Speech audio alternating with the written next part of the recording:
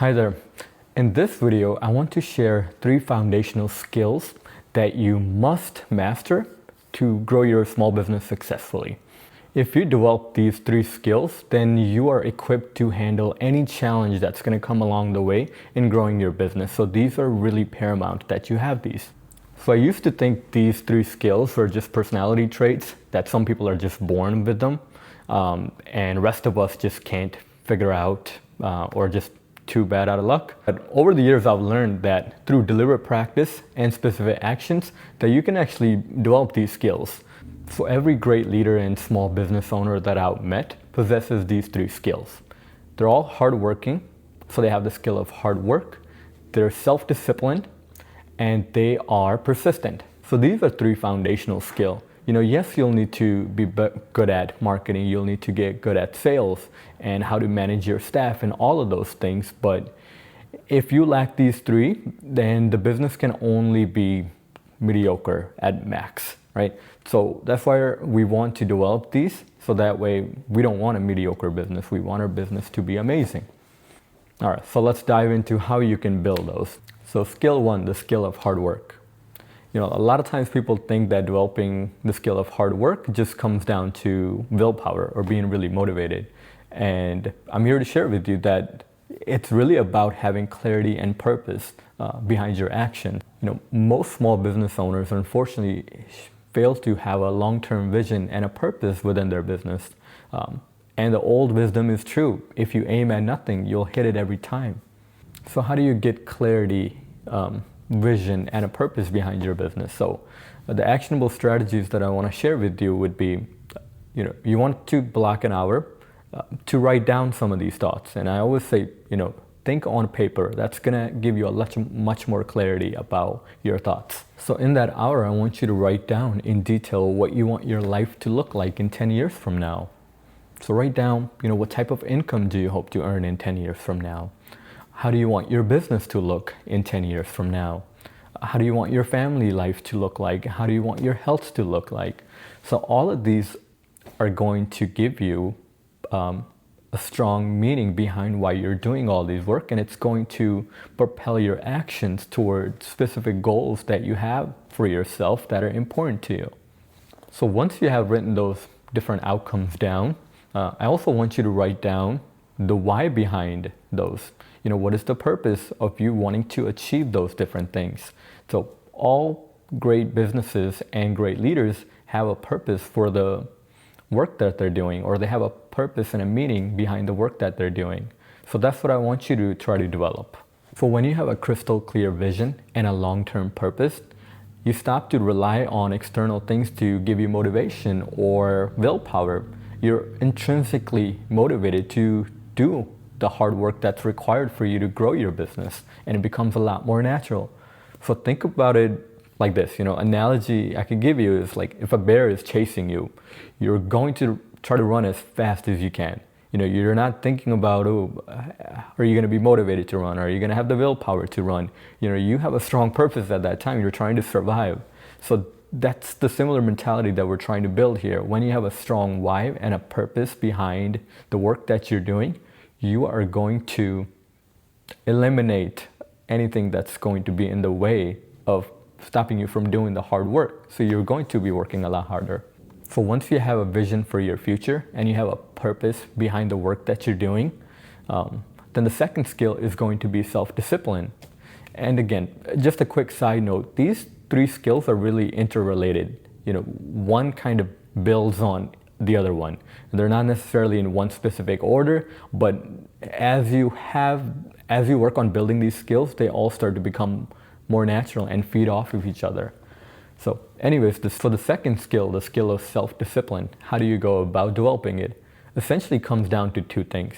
You have to build more good habits or good systems that allow for good habits. And the second one is you have to eliminate the bad habits or the bad systems that are inefficient or taking you away from important tasks that you need to do. So knowing those 2 things, we really can't try to go ahead and start building a lot of good habits if we're still holding on to the bad habits that we have. So that's going to be the first step. You have to try to eliminate those bad habits. And that first comes with knowing and figuring out what are the bad habits. So what I want you to do is go ahead and take some time and write down what are the habits that you're spending time on that are wasting your precious time, that are not giving you any meaning or adding any value to your life. And realistically, you don't want to do those things. So, be honest with yourself. Is it that you're spending too much time on social media? Are you not getting enough sleep? Are you just consuming way too much caffeine that's then stopping you from getting a good night's sleep? So write all those things down. So once you have written down those bad habits, or really think of them as bad systems that you have in place that are not allowing you to grow your business to its max ability. So then you start to think about how can you replace those with good systems. So for example, if you're bad at waking up early in the morning, then you need to kind of review your whole routine. Why is that? Think about, is it that you're just not getting enough rest? Because certain people need, full 8 hours. Some can be fine with just 7 or 6. So really know that how much proper rest does your body need? Because no matter, how motivated or willpower you can have, physiologically, if your body needs more rest, then it's going to be way harder to try to get up early. So you need to figure out how can you get those full hours. So it could be, looking at your bedtime routine. Is it that you're scrolling on your phone? Or is it that you're consuming caffeine too late in the day? That's stopping you from then going to bed early, and then kind of continues that cycle going to then you can't get up early in the morning. So really kind of review that and then start to change those processes that you have in place so that way you have a better system to try to wake up early. So that's going to be the second step to start being more self-disciplined. That how can you replace those bad systems that you have in place? How can you replace those with good ones? And then how can you first make sure that you can eliminate those bad systems in place? Again, self-discipline isn't just an amazing personality trait. I think it's really a skill. Once you have a strong purpose behind your actions, then you can start to look at what are some things that are taking you away from that purpose, and then you can start to eliminate those and start to replace those with good systems and good habits. Essentially, we're using that strong purpose to organize our life that allows us to work towards achieving our purpose and our vision. So that's where self-discipline comes into play. So just a quick recap. So far we have covered how you can start working harder by having a strong purpose and a long-term vision for your future and for your business. And then second from that, how self-discipline helps you do that. And that's by reviewing your current habits, and then how you can change those and start putting better systems in place that allow you to do all the hard work that you need to do. So now we get to the third skill, which is the skill of being persistent. Persistent is having unwavering commitment to your goals and taking actions towards achieving those goals continuously and consistently without letting any setbacks stop you from those. This comes in play when we have any type of setback, and we can blame ourselves and we can look at it as like, oh, I failed at this or I failed at that. Only time you're really failing is if you stop trying or you give up. Anything else, just think of that as a lesson that you can take forward, and then you can not do that in the future, and something that you learned from there. So really, it's only just lessons. So how do you become more persistent? So, if you already have the first two things down, it already becomes easier to be more persistent. Because you have a strong why and a purpose behind why you're doing these things, so it becomes a lot harder to stop, or you don't see the setbacks as your failure because you want to continue working towards your goal. Here I still want to share some practical ways to solidify how to be more persistent. So you have to think of it as being a systematic problem solver. So anytime you have a setback or something that's kind of demotivating to you, really just look at it as a problem, and 9 times out of 10, most likely it's not going to be to your unique situation. It can feel like that this is just happening just to us, but it happens to all small business owners. We all have different setbacks, whether that's related with marketing or making a bad deal or making a bad decision or hiring the wrong person. So those things are not unique to you. Those happen to all sorts of different businesses. So here's a simple 3-step process that you can follow when you have those setbacks or when you have those challenges that you're facing that could be demotivating to you. So first thing, just write down the challenge. What is it that went wrong? For example, if it was a wrong person that you hired and now they left the job and now you don't have a person to do that job, and you're stressed about that, and what does that entail? So I really just want you to write that down first, and aim to write it down very objectively. What is it that happened, and how does that impact your business? But be neutral about it. It helps you be more realistic and practical in looking at that situation.